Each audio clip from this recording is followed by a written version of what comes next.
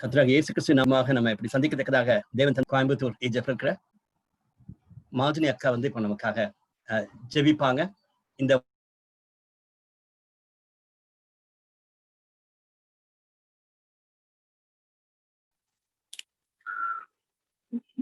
ஜெபம் பண்ணாங்களா? Hello hello வாரத்துல நம்ம பிரசங்கி புத்தகத்தை படிக்க இருக்கிறதுக்காக அக்காவை ஜெபிக்கும்படி கேட்டுக்கணும். ஓகே, ஜெபிப்போம். எங்கள் அன்பின் பரமதகப்பனே, இந்த நல்ல மாலை வேலைக்காக நாங்கள் நன்றியோடு உம்மை துதிக்கிறோம், ஸ்தோத்திரிக்கிறோம் சுவாமி. நீர் எங்களுக்கு கொடுத்த இந்த நல்ல ஒரு தருணத்துக்காக கர்த்தாவே நாங்கள் மீண்டுமாக உண்மை துதிக்கிறோம், ஸ்தோத்திரிக்கிறோம் சுவாமி. கர்த்தாவே, எத்தனையோ பேரு கிடைக்காத ஸ்லாக்கியத்தை நீர் ஒரு சிலருக்கு கொடுத்து கர்த்தாவே இதை உபயோகப்படுத்தத்தக்கதாக, அதை பிரயோஜனப்படுத்திக் கொள்ளத்தக்கதாக நீர் கொடுத்து வருகிற கிருபைகளுக்காக நன்றி கர்த்தாவே. நாங்கள் சில சமயங்களில் அட்டன் பண்ண முடியாட்டாலும் கர்த்தாவே, அது யூடியூப்ல நாங்க பார்த்து அறிந்து கொள்ளத்தக்கதாக நீர் கிருபைகளை கொடுத்துருக்கீங்களப்பா. அதுக்காக நன்றியோடு துதிக்கிறோம், ஸ்தோத்திரிக்கிறோம் சுவாமி. இப்பொழுது இந்த வேலையிலும் கர்த்தாவே பிரசங்கி புக்கை நாங்க படிக்கும்போது தேவத்தாமே எங்கள் ஒவ்வொருவருக்கும் தேவையான ஞானத்தை கொடுத்து அதை புரிந்து கொள்ளும் மனதில் நீ தர வேண்டுமா செஞ்சிருவோம் சுவாமி. அதை கற்றுக்கொள்கிறதோடு மட்டுமல்லாம கர்த்தாவே, நாங்கள் அதை எங்கள் வாழ்க்கையிலே அபியாசப்படுத்த தேவரை உதவி செய்யணுமா கேட்கும் கர்த்தாவே. தேவர் தாமே படித்ததை மனதில் வைத்துக் கொள்ள கிருபை தாருங்க சுவாமி. இப்போ இந்த வேலையிலும் கர்த்தாவே சகோதரருக்காகவும் குடும்பத்துக்காக நன்றி செலுத்துகிறோம் சுவாமி. எவ்வளவு எஃபர்ட் எடுத்து எங்களுக்காக கர்த்தாவே இந்த ஒரு நல்ல ஒரு பைபிள் ஸ்டடியை அவர்கள் தொடர்ந்து நடத்தி கொண்டு வருகிற தயவுக்காக நன்றியோடு துதிக்கிறோம், ஸ்தோத்திரிக்கிறோம் சுவாமி. தொடர்ந்து அவர்களுக்கு இந்த நடத்துவதற்குரிய தேவையான கிருபைகளையும் வெள்ளனையும் நீர் பரத்திலிருந்து ஆசீர்வதித்து தர வேண்டுமா கேட்கான் சுவாமி. குடும்பத்திலும் நல்ல சமாதானமும் நல்ல சுகத்தையும் கொடுத்து இந்த முயற்சிகள் கர்த்தாவே தொடர்ந்து எந்த தடையில்லாமல் நடைபெறக்கூடிய கிருபைகளை நீர் தந்து வழிநடத்த வேணுமா கேட்கிறோம் சுவாமி. வந்து ஜாயின் பண்றவங்களுக்கு துரிதமாக வந்து ஜாயின் பண்ண கிருபை தாருங்க. இந்த நெட் கனெக்டிவிட்டி எதுவும் டிஸ்டர்பன்ஸ் இல்லாதபடி கர்த்தாவே எல்லாருக்கும் ரீச் ஆகத்தக்கதாக கிருபைகளை தாரு கர்த்தாவே.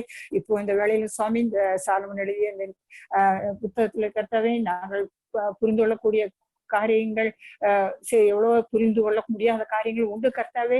அதை புரிந்து கொள்ள ஞானத்தை எங்களுக்கு தருணமாய் கெஞ்சிரோம் சுவாமி. எல்லாம் மாய என்று சொல்லி இருக்கிறதே கர்த்தாவே, அது என்ன என்பதை நாங்கள் அறிந்து கர்த்தாவே எங்கள் வாழ்க்கையிலே நாங்கள் அதை செயல்படுத்த வேறு உதவி செய்வனுமாக கெஞ்சிரோம் சுவாமி. தொடர்ந்து உங்களை திருப்பி எங்களோட கூடுறக்கிட்டும் வந்திருக்கிற ஒவ்வொருவரையும் தனிப்பட்ட விதத்தில் ஆசீர்வதித்து இந்த பைபிள் ஸ்ரீ ஒவ்வொருவருடைய ஆவிக்குரிய ஜீவியத்துக்கும் அது பிரயோஜனமா இருக்கத்தக்கதாக தேவரை திருப்பி செய்வனுமாக கெஞ்சிரோம். துதி கனம் மகிமையும் உமக்கே செலுத்துறோம். இயேசுவின் மூலம் ஜெபம் எழுப்பிதாவே. ஆமென். ஆமென். Thank you so much, Akka, for your prayers. Just 1 minute.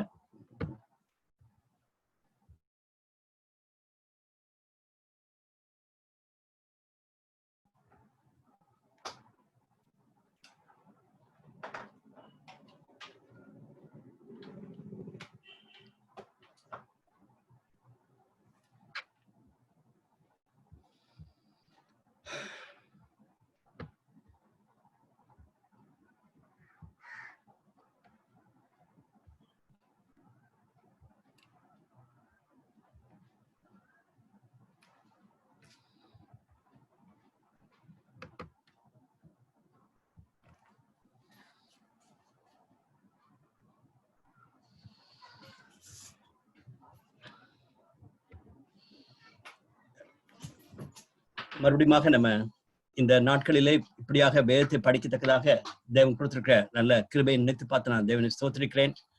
அதே நேரத்துல உலகத்திலும் நம்முடைய தமிழகத்திலும் இந்திய தேசத்திலும் நடக்கிற சம்பவங்களை கேள்விப்படும் பொழுது மிக வேதனையாக காணப்படுகிறது.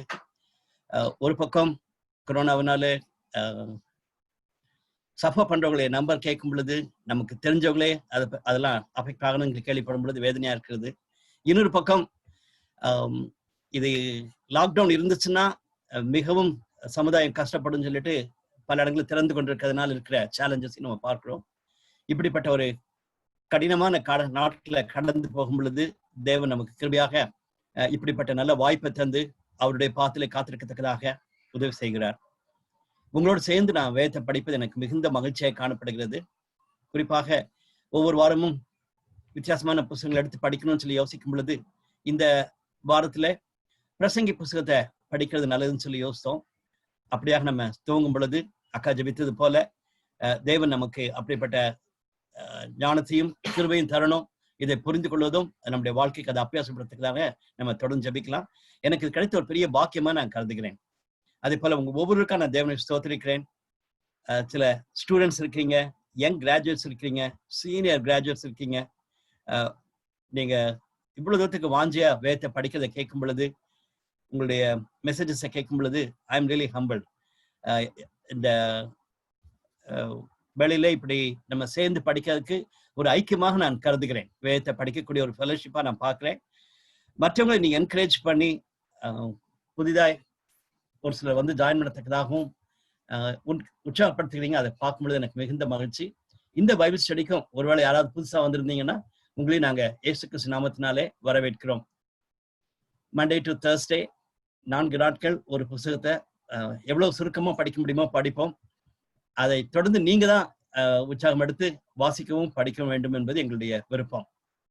என்னை ஹெல்ப் பண்ணக்கூடிய வடிவேலுக்காக, பிரகாஷ்காக, ஜானிக்காக நான் தேவனை ஸ்தோத்திரிக்கிறேன். அது நிமித்தமாக இன்னும் இந்த பைபிள் ஸ்டடி சீரீஸ் மற்றவங்களுக்கு ஆசமா இருக்கிறது நாங்க பார்க்கும் பொழுது நாங்க மகிழ்ச்சி அடைகிறோம். இந்த விஸ்டம் புக்ஸ் வேதத்துல 5 புஸ்தகங்கள் பழைய ஏற்பாட்டுல காணப்படுகிறது.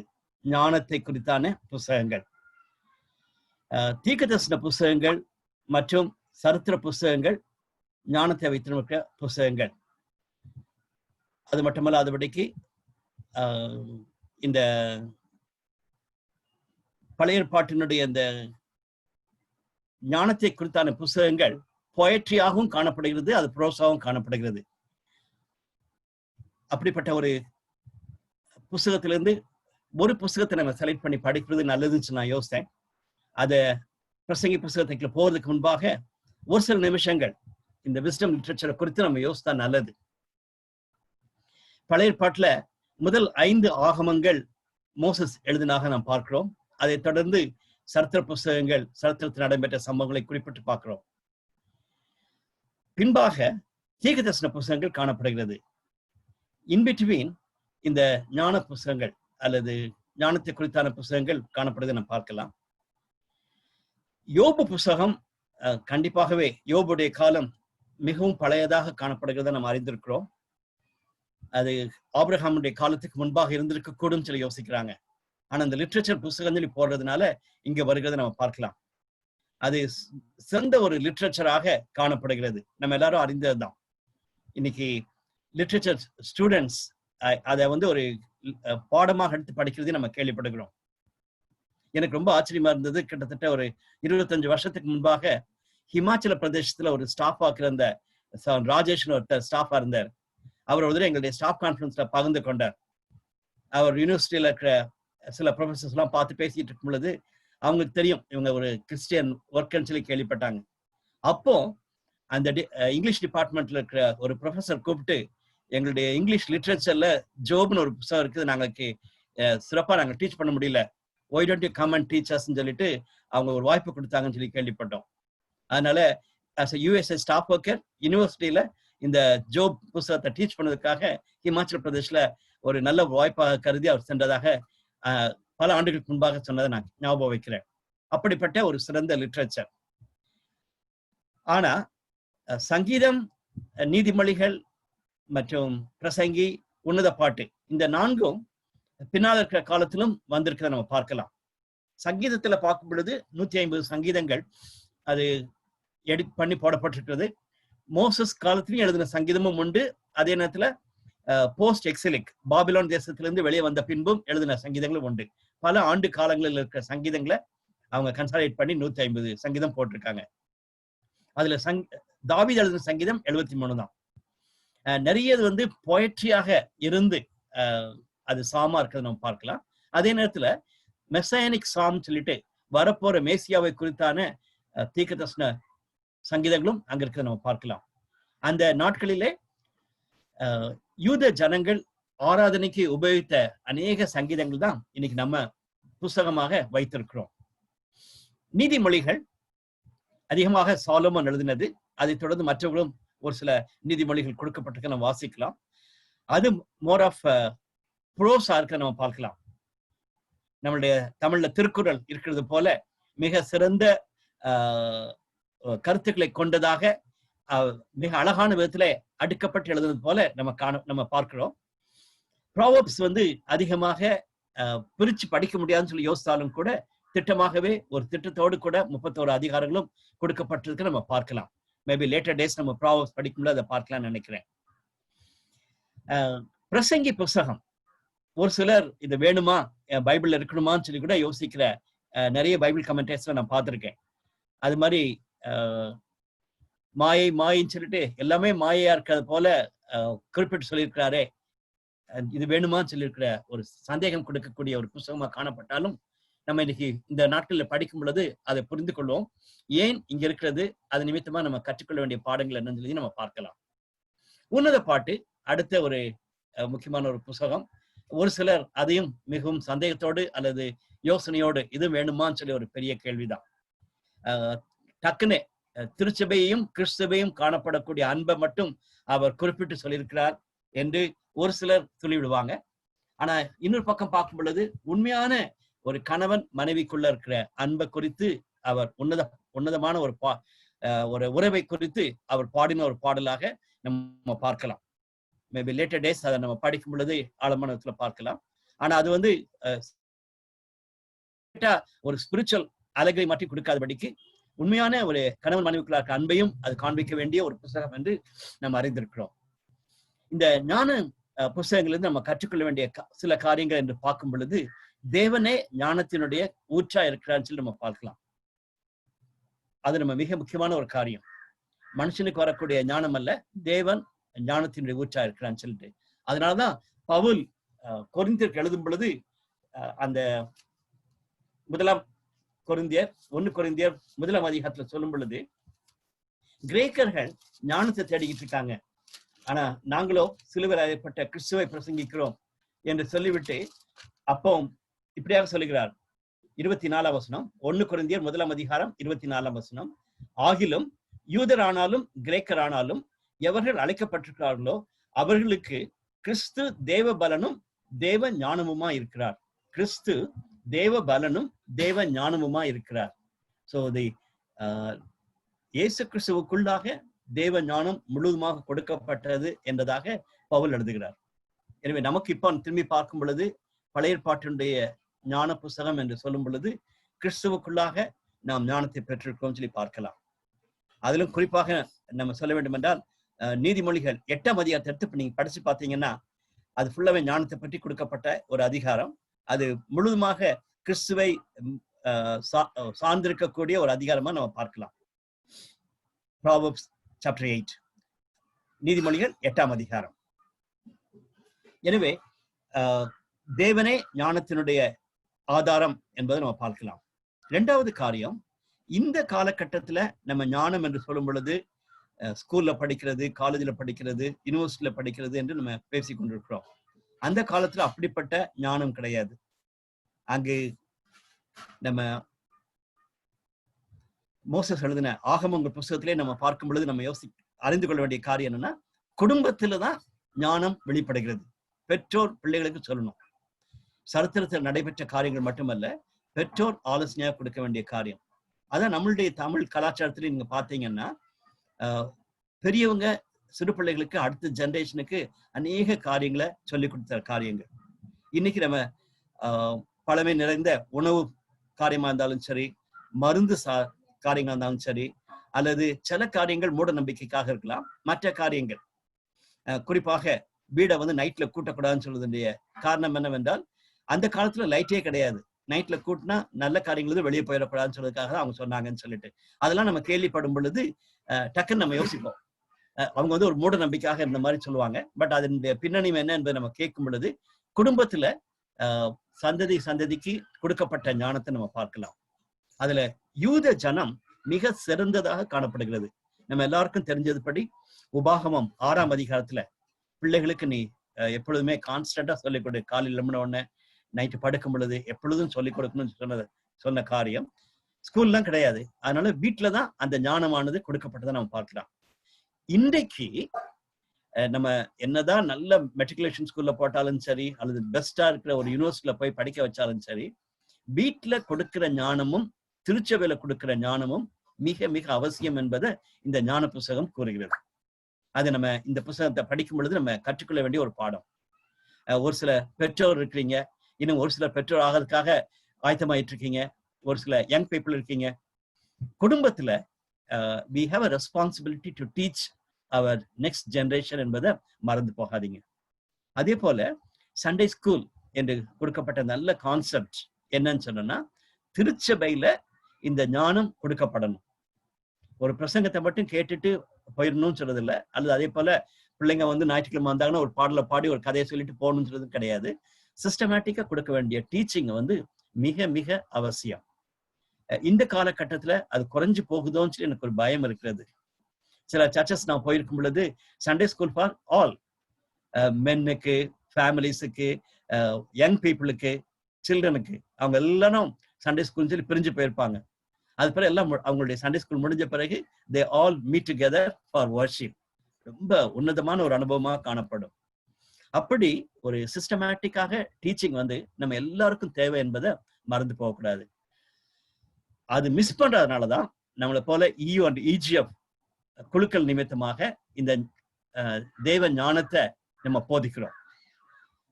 EU EGF-உம் அதை மிக முக்கியமாக எடுத்துக்கொண்டு நம்ம ஏதோ ஒரு ஃபெலோஷிப்காக மட்டுமல்ல, ஞானத்தை அடுத்த ஜெனரேஷனுக்கு கொடுக்கக்கூடியதாக நம்ம சொல்லணும். நேற்று ஒரு EGF நான் அட்டென்ட் பண்ணி கொண்டிருக்கும் பொழுது அவங்க கோர் வேல்யூஸை பற்றி பேசிட்டு இருந்தாங்க.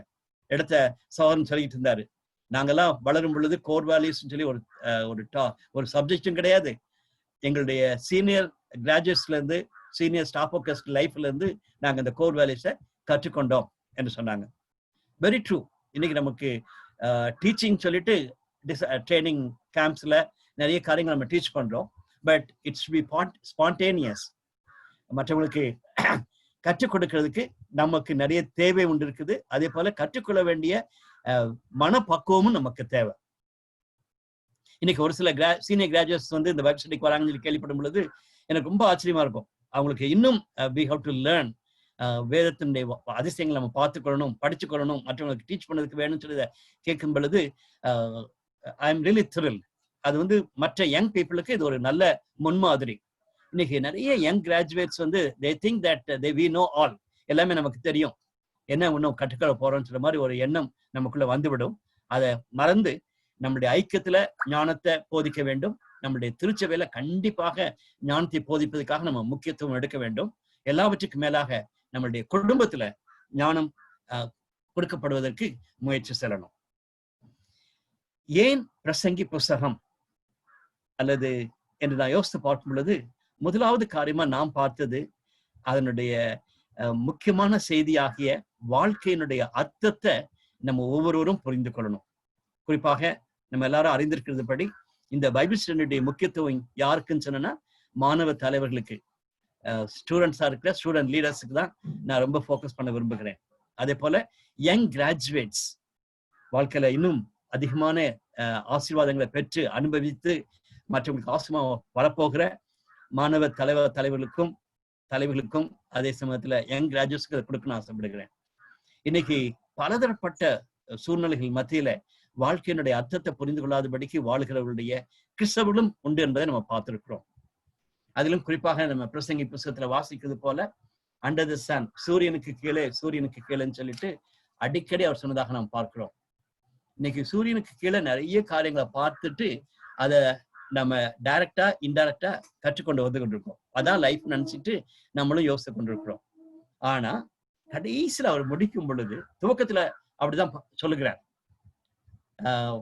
சூரியனுக்கு கீழே இதெல்லாம் நடக்குது, எனக்கு வேதனையா இருக்குன்னு. இன்னைக்கு நாளைக்கு நம்ம அதை அதிகமா நம்ம பார்க்க போகிறோம். ஆனா கடைசி அவர் முடிக்கும் பொழுது மிக அருமையான ஒரு வார்த்தையை சொல்லி முடிக்கிறார். எனக்கு இந்த பிரசங்கி புஸ்தகத்துல நீங்க நிறைய காரியங்கள் உங்களுக்கு ஆசீர்வாதமான நீங்க பார்த்திருப்பீங்க. எனக்கு மிக முக்கியமா காரணமா நான் யோசித்தது இந்த 12ஆம் அதிகாரம் 11ஆம் வசனம். கண்டிப்பா லேட்டர் டேஸ் நம்ம தேர்ஸ்டே படிக்கும் பொழுது டீட்டெயில் நம்ம படிக்க போறோம்.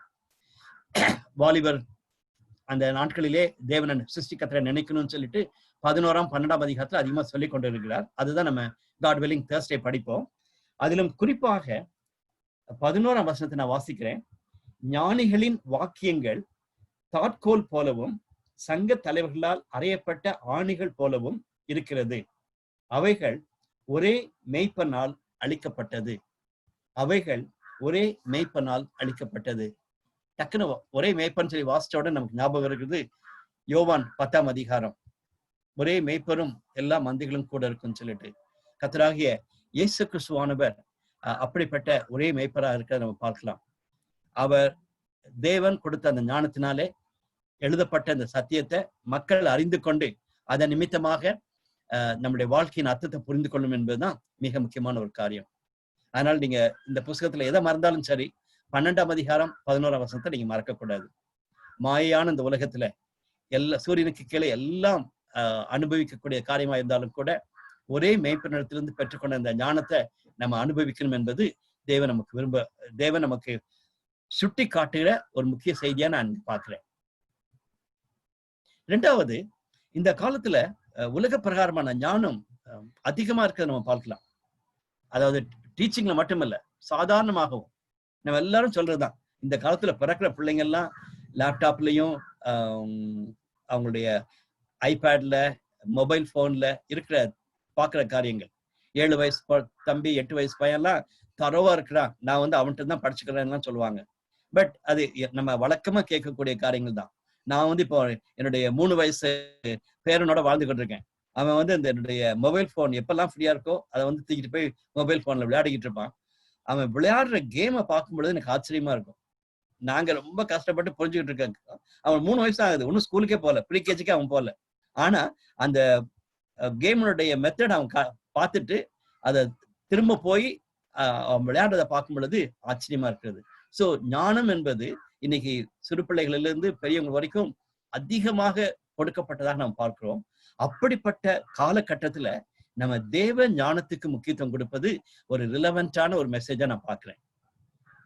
ஐ எம் நாட் அகெயின்ஸ்ட் அந்த உலக பிரகாரமாக தேவன் இப்படிப்பட்ட பயங்கர ஞானம் கொண்டிருக்கிறது.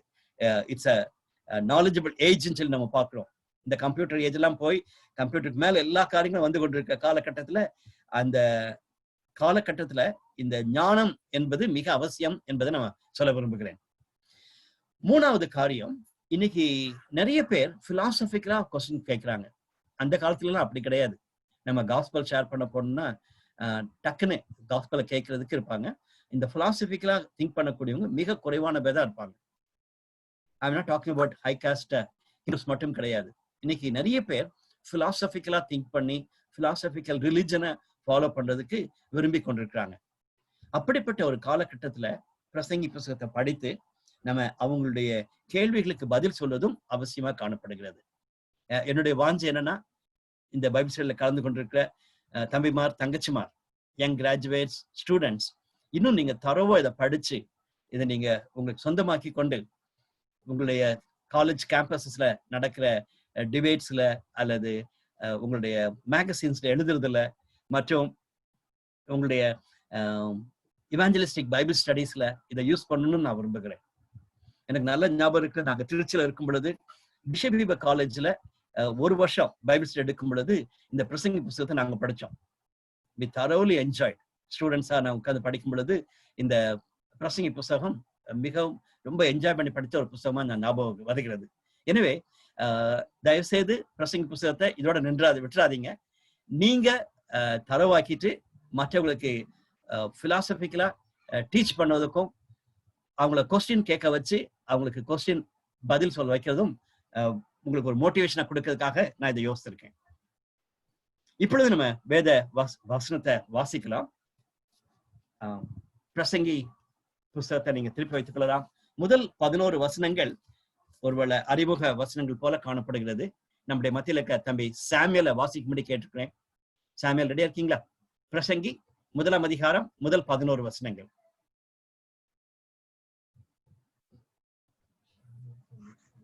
சாமுவேல் டிச்சி.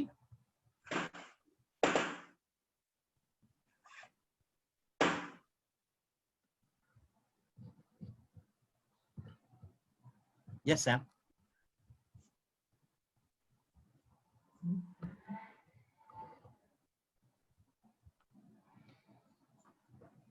தாவீதின் குமாரனும் எருசலேமின் ராஜாவுமாகிய பிரசங்கியின் வாக்கியங்கள். மாயை மாயை, எல்லாம் மாயை என்று பிரசங்கி சொல்கிறான். சூரியனுக்கு கீழே மனுஷன் படுகிற எல்லா பிரயாசத்தினாலும் அவனுக்கு பலன் என்ன? ஒரு சந்ததி போகிறது, மறு சந்ததி வருகிறது, பூமியோ என்றைக்கும் நிலைத்திருக்கிறது. சூரியன் உதிக்கிறது, சூரியன் அஸ்தமிக்கிறது, தான் உதித்த இடத்திற்கே அது திரும்பவும் தீவிரிக்கிறது.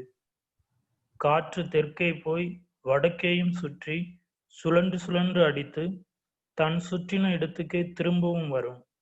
எல்லா நதிகளும் சமுத்திரத்திலே ஓடி விழுந்தும் சமுத்திரம் நிரம்பாது. தாங்கள் உற்பத்தியான இடத்திற்கே நதிகள் மறுபடியும் திரும்பும். எல்லாம் வருத்தத்தினால் நிறைந்திருக்கிறது. அது மனுஷரால் சொல்லி முடியாது. காண்கிறதினால் கண் திருப்தியாகிறதில்லை, கேட்கிறதினால் செவி நிரப்பப்படுகிறதும் இல்லை. முன் இருந்ததே இனிமேலும் இருக்கும், முன் செய்யப்பட்டதே பின்னும் செய்யப்படும். சூரியனுக்கு கீழே நூதனமானது ஒன்றும் இல்லை. இதை பார், இது நூதனம் என்று சொல்லப்படத்தக்க காரியம் ஒன்றுண்டோ? அது நமக்கு முன்னுள்ள பூர்வ காலங்களிலும் இருந்ததே. முன் இருந்தவைகளை பற்றி ஞாபகம் இல்லை, அப்படியே பின்வரும் காரியங்களை பற்றியும் இனிமேல் இருப்பவர்களுக்கு ஞாபகம் இராது. தேங்க்யூ சாம். தேங்க்யூ. இந்த பகுதியை வாசிக்கும் பொழுது நமக்கே அப்படியே ஒரு ஆச்சரியமா இருக்கிறது. பிரசங்கி இதை இப்படி துவங்கிக்கிறாருன்னு சொல்லிட்டு. இந்த முதல் வசனத்தை நம்ம பார்க்கும் பொழுது அவருடைய பெயர் சாலமோன் என்பதை குறிப்பிடாதபடிக்கு தாவீதினுடைய குமாரன், எருசலேமினுடைய ராஜா என்று குறிப்பிடுகிறார். இப்படிப்பட்ட ஒரு ஞானத்தை குறித்து பேசுவது கண்டிப்பாக சாலமோனதான் இருக்கணும், வேற இருக்க சான்ஸே இல்லை. அது நம்ம எல்லாரும் அறிந்திருக்கிறோம். ஒருவேளை சாலமோனுடைய குமாரனாக வேற யார் இருந்தாலும் கூட எருசலேமின் ராஜான்னு சொல்லும் பொழுது சாலமோன் தான். அவர் மிக சிறந்த ஞானம் உள்ளவர் என்பதை நம்ம அறிந்திருக்கிறோம். பிரசங்கி என்ற வார்த்தை வந்ததனுடைய அர்த்தம் என்னவென்றால், அவர் ஸ்பீக்கிங் டு த அசம்பிளி, ஒரு கூட்டமான ஜனங்களை வைத்து அவங்களுக்கு போதிக்கிறவராக இருக்கிறவராக நாம் பார்க்கலாம். ஒருவேளை டீச்சர் என்ற வார்த்தையை வைக்கலாம், அல்லது பிரசங்கியார் என்றும் நாம் சொல்லலாம். சில வேதாகமத்துல டீச்சர்னு போட்டிருக்கோம், அதனால டோன்ட் பி கன்ஃபியூஸ்ட். இந்த 3 வார்த்தையை வைக்கலாம். பிரசங்கிக்கிறவர், அதாவது போதிக்கிறவர் என்று நம்ம டீச் பண்ணணும்னு சொல்லலாம். அது அல்லது ஒரு கூட்டத்துல பேசக்கூடியவர் என்றும் நம்ம சொல்லலாம். அப்படிப்பட்ட அந்த அர்த்தத்தோட தான் இந்த தலைப்பு கொடுக்கப்பட்டிருக்கிறது. அது மட்டுமல்ல, அவர் எழுதின 3 புத்தகங்களை நம்ம பார்க்கும் பொழுது அவருடைய யங் ஏஜ்ல சாங் ஆஃப் சாலமோன்ஸ் அல்லது சாங் ஆஃப் சாங்ஸ் 2 விதமும் அவங்க சொல்லுவாங்க. அப்படிப்பட்ட புஸ்தகத்தை அவர் எழுதியிருக்க கூடும் சொல்லிட்டு ரொம்ப ஸ்ட்ராங்கா ஜூயிஷ் ட்ரெடிஷன் சொல்றாங்க. அவருடைய யங் ஏஜ்ல அது அவருடைய அனுபவமாகவே இருக்கலாம், அல்லது அவர் கணவன் மனைவிக்குள்ள இருக்க வேண்டிய அனுபவத்தை குறித்து சொல்லியிருக்கலாம். எல்லாவற்றுக்கும் மேலாக ஒரு அலகிரியாகவும் அது யூஸ் பண்ணக்கூடியதாகவும் காணப்படலாம். ஆனா அவர் யங் ஏஜ்ல எழுதினதாக நம்ம பார்க்கலாம். அதன் பின்பு அவருடைய மிடில் ஏஜ்ல நீதிமொழிகள் எழுதியிருக்க கூடும் சொல்லிட்டு நிறைய பேர் அதை நம்புறாங்க, அந்த ட்ரெடிஷன்ஸ்.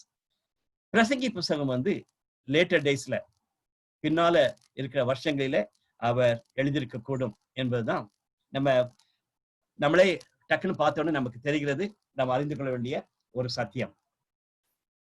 இந்த சாலமோன் நம்ம எல்லாருக்கும் அறிந்திருக்கிறபடி தேவனுடைய ஞானத்தினாலே நிரப்பப்பட்டவர். தேவன் அவருக்கு எவ்வளவு விதமான கிருபை கொடுத்தார். He was one of the richest kings என்று நம்ம பார்க்கிறோம். அவர் தான் இந்த ஆலயத்தை மிக சிறப்போடு கட்டி முடித்தார் எல்லாம் நம்ம அறிந்திருக்கிறோம். ஆனாலும் அவருடைய வாழ்க்கையில தவறான தீர்மானங்கள் நிமித்தமாக அல்லது தன்னுடைய திருமண வாழ்வில அவர் நீதி இல்லாமல் இருந்ததுனால, உண்மை இல்லாமல் இருந்ததுனால வேதனைகள் பட்டான்னு சொல்லி நாம் பார்க்கிறோம். அதே நேரத்துல பழைய ஏற்பாட்டு காலத்துல இப்படிப்பட்ட அநேக பெண்களை மேரி பண்ணக்கூடிய ராஜாக்களுடைய சரித்திரத்தை பார்க்கும் பொழுது நம்ம கற்றுக்கொள்ள வேண்டிய ஒரு பாடம் என்னன்னா, இட் இஸ் சம்திங் லைக் இது மாதிரி, அதாவது அவங்க போய் வின் பண்ணிட்டு வந்தாங்கன்னா அவங்களுக்கு அடிஷனலா தங்களுடைய மகளையும் கொடுத்துருவாங்க. அந்த மாதிரி ஒரு சில காரியங்கள் தான் இவங்களுக்கு நிறைய சாலமோன் தன்னுடைய சொத்தோட சேர்க்கறதுல மனைவிகளையும் சேர்த்தாருன்னு நம்ம பார்க்கிறோம். ஆனா அவங்க தங்களுடைய விசுவாசத்தையும் அவங்களுக்குள்ள கொண்டு வந்து அவருடைய விசுவாசத்தை கெடுத்து விட்டார்கள் என்று நம்ம பார்க்கிறோம். அதனால ஒரே தெய்வத்தை நம்பக்கூடிய தாவீதுனுடைய அருமையான தகப்பனை வைத்திருந்த சாலமோன் தவறான விதத்துல தன்னுடைய மனைவிகளுடைய மிஸ்டேக்னால அவருடைய வாழ்க்கையை கெடுத்து கொண்டான்னு சொல்லி பார்க்கிறோம். ஆனா பின்பகுதியில் அவர் எழுதியிருக்கிற இந்த சத்தியமானது மிக உன்னதமாக காணப்படுகிறது. இதனுடைய கீ வேர்சஸ் என்று நம்ம சொல்ல வேண்டும் என்றால் கண்டிப்பாகவே இந்த வார்த்தைகள் நம்ம பார்க்கணும். இதை மையமாக வைத்துதான் இந்த புஸ்தகம் அமைகிறது நம்ம பார்க்கலாம். மாயை மாயை எல்லாம் மாயை என்பது அவர் அடிக்கடி உபயோகித்திருந்தாலும் கூட அவர் முக்கியமா வைத்திருக்கிற பகுதி 2ஆம் அதிகாரம் 24ஆம் வசனத்தை வாசிக்கிறேன். மனுஷன் புசித்து குடித்து தன் பிரயாசத்தின் பலனை அனுபவத்தை பார்க்கலும் அவனுக்கு ஒரு நன்மையும் இல்லை, இதுவும் தேவனுடைய கரத்திலிருந்து வருகிறது என்று நான் கண்டேன். ஒருவேளை மாயை மாயின்னு சொல்லிட்டு அவர் தொடர்ந்து சூரியனுக்கு கீழே இதெல்லாம் நான் அனுபவிச்சு பார்த்தேன், யோசிச்சு பார்த்தேன்னு சொல்லலாம். நாளைக்கு அதை பார்க்க போறோம், டீட்டெயிலா பார்க்க போறோம். அப்படி சொல்லி கொண்டிருந்தாலும் அவர் சொல்லக்கூடிய ஒரு சத்தியம் என்னவென்றால், மனுஷன் புசித்து குடித்து தன் பிரயாசத்தின் பலத்தை அனுபவிக்க பார்க்கணும். அது இங்க மட்டும் இல்ல, இன்னும் 5 பகுதியில அவர் குறிப்பிட்டு சொல்வதை நம்ம பார்க்கலாம். பின்னால் அதை நம்ம பார்க்க போறோம். அது ஒரு முக்கியமான ஒரு செய்தி. அதனால பிரசங்கி என்று சொன்ன உடனே நீங்க மாயை மட்டும் நினைக்க வேண்டாம், இந்த பகுதிகளையும் நீங்க நினைக்கணும்னு ஆசைப்படுகிறேன். அதாவது தேவனுடைய கரத்திலிருந்து வரக்கூடிய இந்த பெரிதான நன்மையை நம்ம ஒவ்வொருவரும் அனுபவிக்கணும் என்பது சாலமோன் கொடுக்கக்கூடிய ஒரு செய்தி.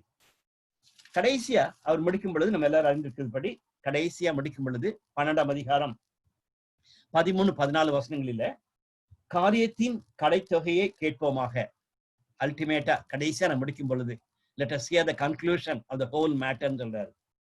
அதனுடைய அர்த்தம், அதனுடைய காரியம் என்னவென்றால், தேவனுக்கு பயந்து அவர் கற்பனைகளை கைக்கொள், எல்லா மனுஷர் மேலும் விழுந்த கடமை இதுவே. ஒவ்வொரு கிரியையும் அந்தரங்கமான ஒவ்வொரு காரியத்தையும் நன்மையானாலும் தீமையானாலும் தேவன் நியாயத்திலே கொண்டு வருவார். அதுதான் அவர் கடைசியா திட்டமாக தெளிவாக சொல்லக்கூடிய ஒரு காரியம்.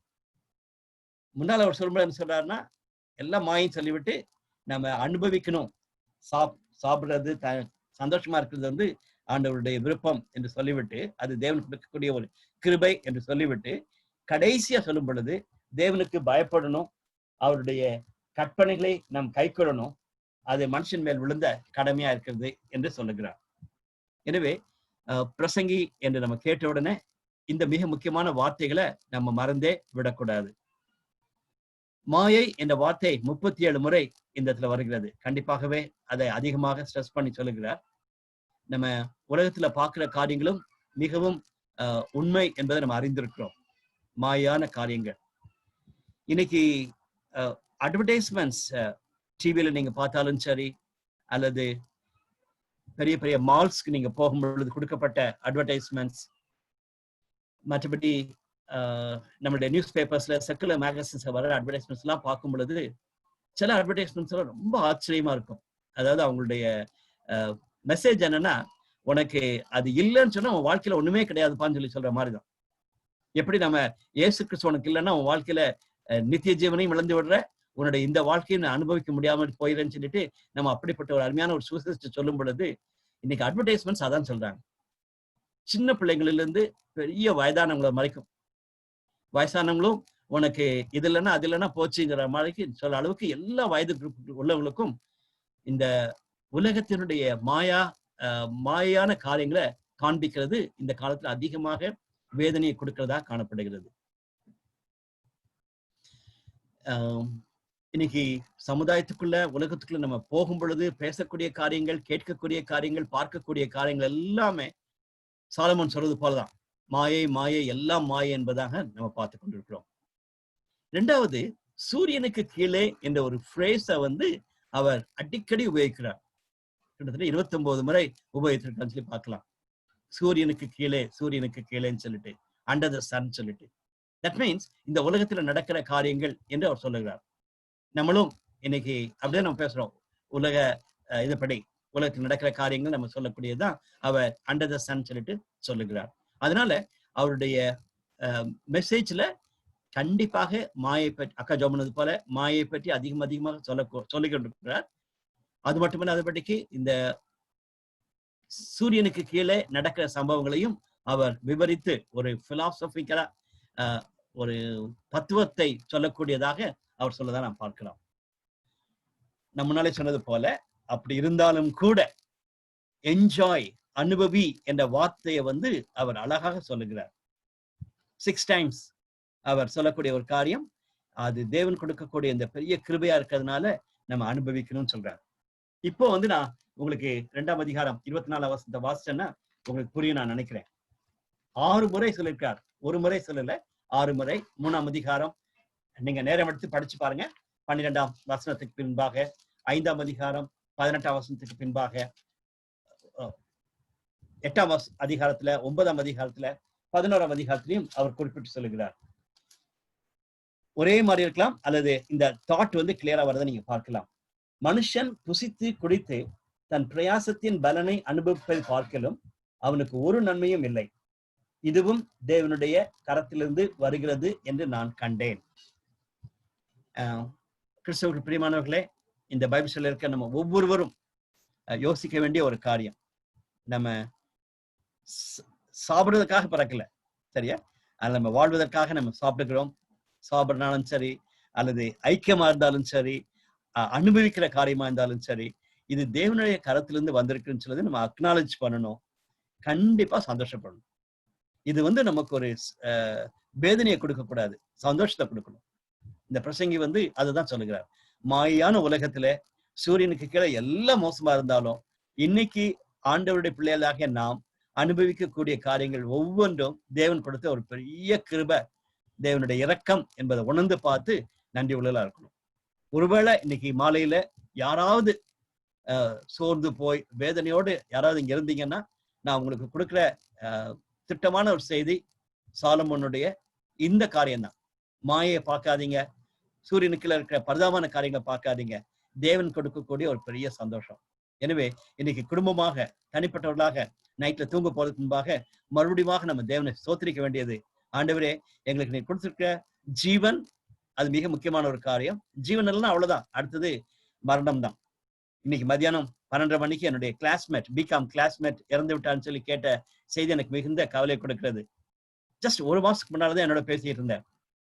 அண்ட் மெட்ராஸ்ல ஸ்டான்லி மெடிக்கல் ஹாஸ்பிட்டல்ல வந்து அவர் இறந்துட்டான்னு சொல்லி எனக்கு இன்னைக்கு ரொம்ப அந்த எண்ணத்துக்குள்ளே இருக்கிறது. ஜீவன் போன அவ்வளவுதான். நல்ல ஃப்ரெண்ட்ஷிப் போயிடுச்சு, நல்ல உற்சாகமான கொடுக்கக்கூடிய காரியங்கள் எல்லாம் முடிஞ்சு போயிருது. நமக்கு ஜீவன் இருக்கிறது, சுகம் பலன் இருக்கிறது, எல்லாவற்றுக்கும் மேலாக சாப்பிடுவதற்கு தேவையான கிருபைகளை தேவன் கொடுத்திருக்கிறார். இது தேவனுடைய இரக்கம், அனுக்கிரகம் என்பதை உணர்ந்து பார்த்து நம்ம தேவனை ஸ்தோத்திரிக்கணும். அதோடு கூட மற்ற ரிப்பீட்டட் வேர்ட்ஸையும் நான் பார்க்கிறேன், நீங்களும் தமிழ்ல வாசிக்கும் போது பார்க்கலாம். கண்டேன் என்ற வார்த்தை பலமுறை வந்திருக்கிறத நம்ம பார்க்கலாம். நலம் என்ற ஒரு வார்த்தையும் அவர் குறிப்பிட்டு சொல்லதான் நம்ம பார்க்கலாம். இப்படிப்பட்ட ஒரு சில ரிப்பீட்டட் வேர்ட்ஸ் அதில் நம்ம பார்க்கும் பொழுதும் அதுல இருந்து நம்ம சத்தியங்களை பார்த்துக் கொள்ளலாம். பட் இந்த 3 வார்த்தைகளை நான் முக்கியமா உங்களுக்கு ஹைலைட் பண்ண விரும்புகிறேன். ரைட், 2 பெர்ஸ்பெக்டிவை நம்ம இப்ப பார்க்கிறோம். ஒரு பெர்ஸ்பெக்டிவ் மாயை, சூரியனுக்கு கீழே காணப்படக்கூடியது என்று உலக பிரகாரமான பார்க்கக்கூடிய காரியங்கள். அதுல அவர் குறிப்பிட்டு சொல்ற காரியங்களை பார்க்கும் பொழுது இதெல்லாம் கிளியரா வரது நீங்க பார்க்கலாம். Power, position, pleasure, prestige, popularity, எல்லா வார்த்தைகளும் பீலே ஸ்டார்ட் பண்ணதுனால ஈஸியா ஞாபகம் வைக்கலாம்னு நினைக்கிறேன். But how true it is, இந்த காலகட்டத்துல நம்மளுடைய உலக பிரகாரமா நம்ம பார்க்கும் பொழுது இதுதான் மக்களுக்கு மிக மிக முக்கியமா காணப்படுகிறது. என்னதான் இருந்தாலும் சரி, அதாவது பொலிட்டிக்கல் பவர் மட்டும் கிடையாது, அது எங்கேயாவது ஒரு இடத்துல நமக்கு ஒரு பவர் இருந்துச்சுன்னா பெரிய காரியம் தான். அதாவது மற்ற இடத்துல போய் கஷ்டப்பட்டு இருப்பாங்க, ஆனா இன்னொரு இடத்துல போன பிறகு தங்களுடைய பவரை காட்டணும்னு யோசிப்பாங்க. தங்களுடைய பொசிஷனை, அவங்களுக்கு என்ன பொசிஷன் வந்திருக்குன்னு சொல்லிட்டு காண்பிக்கணும்னு ஆசைப்படுவாங்க. இன்பமான காரியங்கள், அது பிளஷர் வந்து ரொம்ப அதிகமாக காணப்படுகிறது. பிரஸ்டீஜ், என் பேரு, என்னுடைய நான் தங்கியிருக்கிற இடம் சொல்லி அந்த மாதிரி ஒரு பிரஸ்டீஜா இருக்கக்கூடிய காரியங்கள். பாப்புலாரிட்டி, இன்னைக்கு பெர்ஃபார்மன்ஸ் கொடுக்கறதுல நான் பாப்புலர் ஆயிடணும் சொல்லக்கூடிய காரியங்கள் மிக அதிகமாக போய்கொண்டிருக்கிற காலகட்டத்துல நானும் நீங்களும் மிக மிக ஜாக்கிரதையா இருக்கணும். நம்மளுடைய கிறிஸ்தவ வாழ்க்கையா இருந்தாலும் சரி, நம்ம செய்யக்கூடிய சின்ன சின்ன ஊழியங்களா இருந்தாலும் சரி, அல்லது நமக்கு தேவன் கொடுத்திருக்கிற தாளந்துகளை உபயோகிப்பதாலும் சரி, இந்த 5 காரியங்களினாலே நம்ம அலசடி பற்றக்கூடாது. காரணம் டெஃபினட்டா அது மனுஷனுடைய வாழ்க்கைக்கு ஒரு வெறுமையை தான் கொடுக்கும். இதை மையமாக வச்சு நம்ம ஏதாவது செஞ்சோம்னு சொன்னா நமக்கு வெறுமை தான் கிடைக்கும். காரணம் there's a God shaped vacuum in us சொல்லி சொல்றோம். ஆண்டவரையும் ஆண்டவருடைய வார்த்தையும் மையமாக வைக்கும் பொழுதுதான் நமக்கு ஆசீர்வாதம் உண்டு என்பதை மறந்தே போக வேண்டாம். இன்னொரு பக்கம் பார்க்கும் பொழுது நான் இந்த 6 பகுதிகளை சொன்னது போல காட்ஸ் பெர்ஸ்பெக்டிவ் ஒரு வாழ்க்கையினுடைய அர்த்தத்தை அழகான விதத்தில் அவர் சொல்லுகிறார்.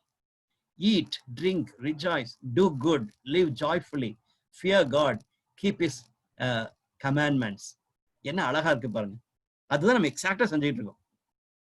இன்னைக்கு பைபிள் சொல்லிருக்க நீங்க ஒவ்வொருவரும் அது செய்றீங்கன்னு நான் திட்டமா நம்புறேன். We eat, we drink, we rejoice, we do good, we live joyfully, we fear God, we keep God's commandments. நீங்க அனுபவிக்கணும், ஒவ்வொருத்தரும் நீங்க செய்யணும். கிறிஸ்தவ வாழ்க்கை என்பது நான் வழக்கமா இந்த EU கேம்ப்ல சொல்லும்போது சொல்லுவேன், இஞ்சி தின்ன குரங்குங்களை போல இருக்கிற ஒரு வாழ்க்கை இல்லை. நம்மளுடைய பேட் ஃப்ரெண்ட்ஸ் அப்படிதான் நினைச்சுக்கிறாங்க. நம்ம ரட்சிக்கப்பட்ட பிறகு நம்மளுடைய வாழ்க்கை மாறுகிறது. அவங்க செய்யக்கூடிய காரியங்கள் எல்லாம் we don't do more, we don't look more, அதை பார்க்கறது கிடையாது, செய்யறது கிடையாதுன்னு சொல்லிட்டு that's a change, great change in my life ன்னு சொல்லிட்டு நம்ம கோரஸ் பாடுறோம். great change in my life ன்னு சொல்லிட்டு வெரி ட்ரூ. நான் இந்த பழைய நண்பர்கள் நம்மளை பார்க்கும் பொழுது நம்மளை பார்த்து நம்ம கலாட்டா பண்றது அல்லது நம்மளை கேலி பண்ணும்பொழுது அவங்க சொல்லக்கூடிய காரியம், டே நீ யங் பாய்டா, நீ யங் கேர்ள்டா, நீ வாழ்க்கையை என்ஜாய் பண்ணணும்னு சொல்லுவாங்க. பட் அவங்க சொல்ல காரியங்கள் அந்த மேன்ஸ் பெர்ஸ்பெக்டிவ்ல இருக்கிற காரியங்கள் தான். நம்ம ரட்சிக்கப்பட்ட பிறகு இந்த பெர்ஸ்பெக்டிவ் வந்துடும். நம்ம டெஃபினட்டா we enjoy our life. ஒருவேளை பழைய வாழ்க்கை போல இருக்காம இருக்கலாம், அவங்க யோசிக்கிற மாதிரி இல்லாம இருக்கலாம். பட் டெஃபினட்டா நம்மளுடைய கிறிஸ்தவ வாழ்க்கை ஒரு ஃப்ரீடம் நிறைந்த, ஒரு விடுதலை நிறைந்த ஒரு வாழ்க்கையா இருக்கணும். ஒரு ரிலீவ்டா இருக்கக்கூடிய, ஒரு டென்ஷன் இல்லாதபடிக்கு, ஒரு ஆங்ஸைட்டி இல்லாதபடிக்கு இருக்க வாழ்க்கையா இருக்கணும். காரணம் வேதத்துல அப்படிதான் படிக்கிறோம். பிலிப்பியர் 4ஆம் அதிகாரம் 6ஆம் வசனத்துல அப்படிதான் போட்டிருக்குது. என்ன காரியங்கள் உங்களுக்கு ஆங்ஸைட்டியா இருந்தாலும் அதெல்லாம் ஸ்தோத்திரத்தோடு கூடிய தேவனுக்கு தெரியப்படுத்துங்கள், அப்பொழுது எல்லா புத்திக்கும் மேலான தெய்வ சமாதானம் உங்கள் இருதயங்களையும் உங்கள் சிந்தைகளையும் ஆண்டு கொள்ளும் போட்டிருக்குது. சோ நமக்கு இந்த உலகத்துல பிரச்சனைகள் உண்டா, வேதனைகள் உண்டா, ஆங்ஸைட்டி உண்டு. ஆனா தேவனுடைய பிரசனத்துல அதை நம்ம தெரிவித்துடும் பொழுது we can enjoy our Christian life. அதனால தம்பிமார் தங்கச்சிமார் பிரசங்கி புத்தகத்தை படிக்கும் பொழுது திரும்பமாக உங்களுடைய வாழ்க்கையின் அர்த்தத்தை புரிந்து கொள்ளுங்க. நம்ம ஒவ்வொருவரும் வாழ்க்கையில அனுபவிக்க வேண்டியவங்க, சந்தோஷமா இருக்க வேண்டியவங்க. ஆனா எப்படி என்பதுதான் இந்த புத்தகத்தை நம்ம படிக்க போறோம். தொடர்ந்து தேவனுக்கு பயந்து அவருடைய கட்டளைகளுக்கு கீழ்ப்படிந்து சந்தோஷமா வாழ்வது தேவன் நம்ம கொடுத்திருக்கிற ஒரு மேலான கிருபை. இந்த புத்தகத்தை ஒரு பிராட் அவுட்லைனா பார்க்கணும்னு விரும்புகிறேன். முதல் 6 வசனங்கள், பின்னால் இருக்கிற 6 வசனங்கள், 6 அதிகாரங்கள், முதல் 6 அதிகாரங்கள், அதுக்கு பின்னால் இருக்கிற 6 அதிகாரங்கள் என்று நம்ம பிரித்து சொல்லலாம். இன்னும் கொஞ்சம் டீட்டெயிலா பார்க்கணும்னு ஆசைப்பட்டீங்கன்னா முதல் 11 வசனங்கள், இப்போ சாமுவேல் வாசிச்ச இந்த முதல் 11 வசனங்களை பார்க்கும் பொழுது அது இந்த மாயை குறித்தாக ஒரு இல்லஸ்ட்ரேஷன் போல அவர் ஒரு அறிமுகப்படுத்தக்கூடிய ஒரு பகுதியாக கொடுத்திருக்கிறார். நாளைக்கு நம்ம 12ஆம் வசனத்திலிருந்து படிக்கலாம். அதை தொடர்ந்து 6ஆம் அதிகாரம் வரைக்கும் இருக்கும் பொழுது பல விதமான ப்ரூஃப்ஸ், பல காரியங்களை அவர் குறிப்பிட்டு சூரியனுக்கு கீழே இதெல்லாம் இருக்கிறது என்று அவர் குறிப்பிட்டு சொல்லுங்க நம்ம பார்க்கலாம். 7ஆம் அதிகாரத்துல ஒரு பயங்கர ஷிஃப்ட் வந்ததா நீங்க பார்க்க மாட்டோம். காரணம் மறுபடியும் சூரியனுக்கு கீழே அல்லது மாயை என்ற வார்த்தைகள் வந்து கொண்டிருக்கும். நான் அதை வாசிக்கும்போது நான் திரும்ப யோசிச்சு பார்த்தேன், ஒருவேளை 7ஆம் அதிகாரத்துக்கு பிறகு மாயை என்ற வார்த்தையை உபயோகிக்காம இருக்காரோன்னு சொல்லிட்டு. இல்ல உபயோகிக்கிறார். ஆனாலும் அவர் ஒரு ஷிஃப்ட் என்னன்னு சொன்னா, இதன் மத்தியிலும் நாம் எப்படி வாழ வேண்டும் என்ற சத்தியத்தை அவர் குறிப்பிட்டு சொல்லுகிறார் 7ஆம் அதிகாரத்திலிருந்து 12ஆம் அதிகாரம் வரைக்கும். அது மட்டுமல்ல, கடைசியா இருக்கிற ஒரு பகுதி, அந்த 6 வசனங்கள் நம்ம படிச்சு பார்க்கும் பொழுது இப்போ நம்ம வாசிச்ச பகுதி போலதான் 13ஆம் 14ஆம் வசனத்து போல மீதி இருக்கிற பகுதியில நம்ம பார்க்கிற சத்தியமானன்னா, இந்த மாயான உலகத்திற்கு ஒரு எதிர்மறையான ஒரு சத்தியம் என்பது என்ன என்பதை திட்டமா சொல்லுகிறார். 11ஆம் 12ஆம் அதிகாரங்களில அதிகமாக அவர் ஆலோசனை கொடுத்தாலும் கடைசி 6 வசனங்களில திரும்பமாக அப்படிதான் சொல்லுகிறார். பிரசங்கி நான் சொல்லுகிறேன்னு சொல்லிட்டு அவர் 9ஆம் வசனத்தை நீங்க படிச்சு பார்த்தீங்கன்னா, இங்கிலீஷ் பைபிள் பார்த்தீங்கன்னா 8ஆம் வசனம் வரைக்கும் ஒரு பொயட்ரி மாதிரி இருக்கும். அடுத்தது 9ஆம் அதிகாரத்தை வந்து டக்குன்னு 9ஆம் வசனத்துல வந்து திட்டமாகவே ஒரு ப்ரோஸ் மாதிரி மாறிடும். 12ஆம் அதிகாரம் 9ஆம் வசனம் நான் வாசிக்கிறேன். மேலும் பிரசங்கி ஞானமுள்ளவனா இருந்தபடியால் அவன் ஜனத்துக்கு அறிவை போதித்து கவனமாய் கேட்டு ஆராய்ந்து அநேகம் நீதிமொழிகளை சேர்த்து எழுதினான் என்று சொல்லி இந்த ஆன்டிடோட் அல்லது எதிர்மறையான காரியங்கள் நம்ம அறிந்து கொள்ள வேண்டியதை அவர் சொல்லி முடிக்கிறத நம்ம பார்க்கலாம்.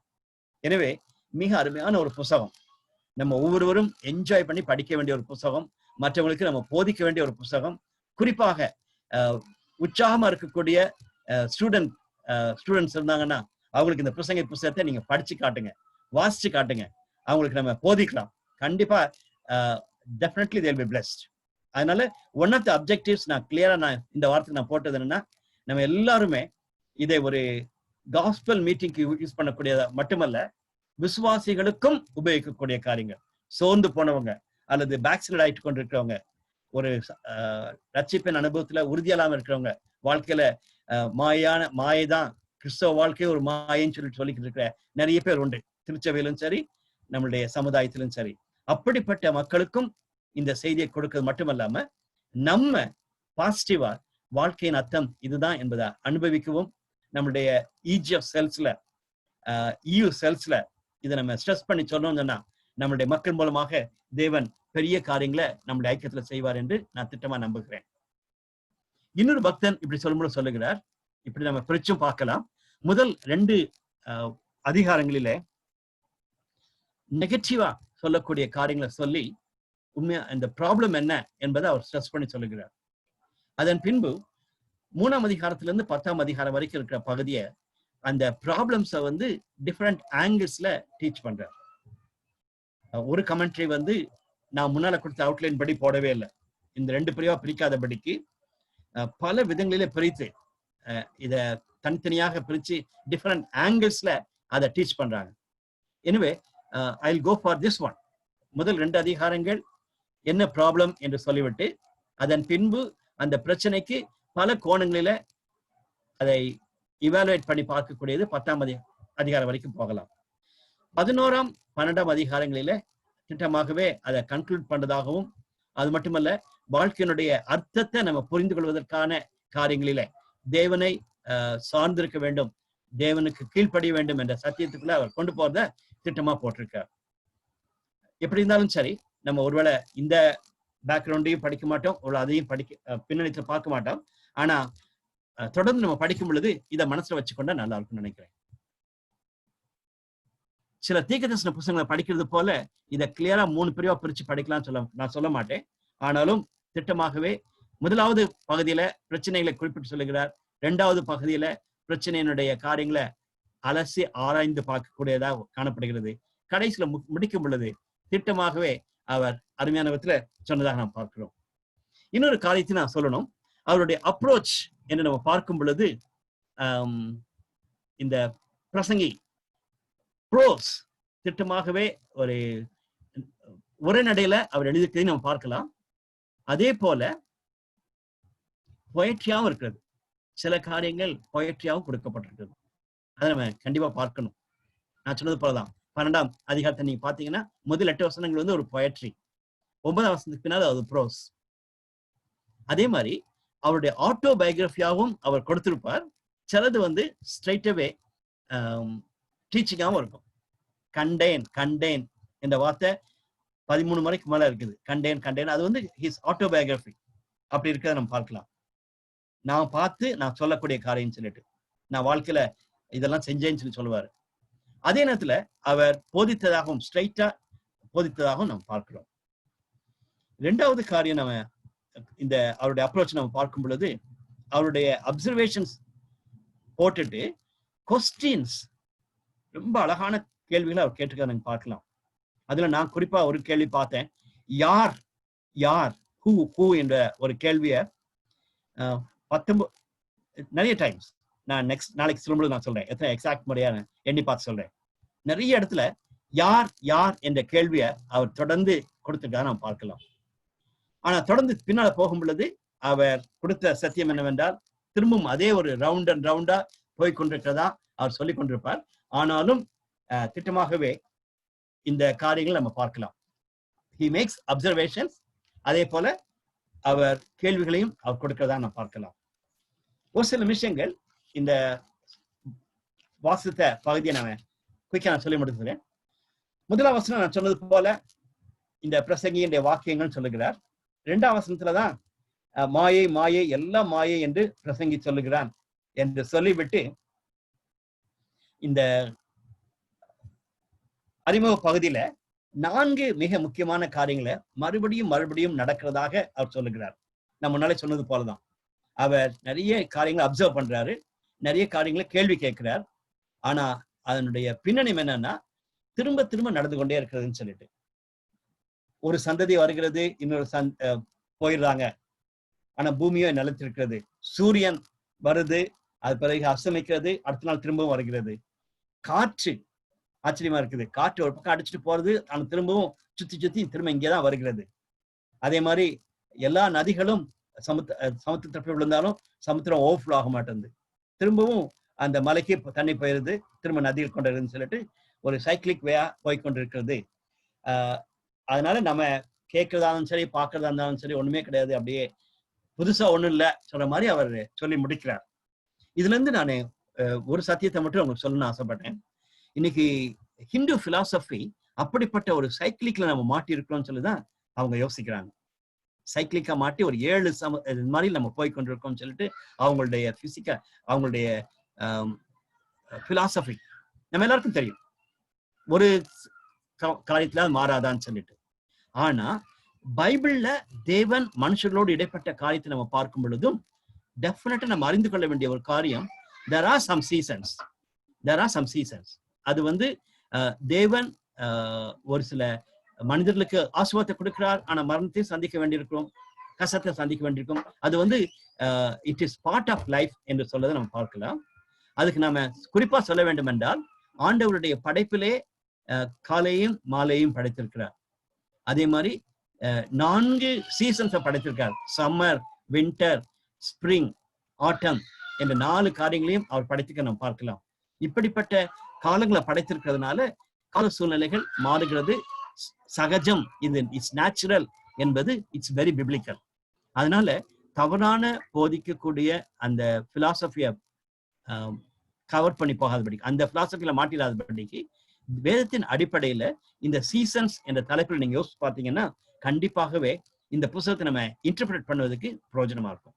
அப்படி இல்லைன்னு சொல்லுங்க, நம்ம தவறான போதனைக்கு கொடுக்கத்தக்கதாக எல்லாம் மாயேதான், எல்லாம் நம்ம சாக போறோம், நாயும் சாகுது நானும் சாகுறேன் அவ்வளவுதான் சொல்ற மாதிரி முடிச்சிருவோம்.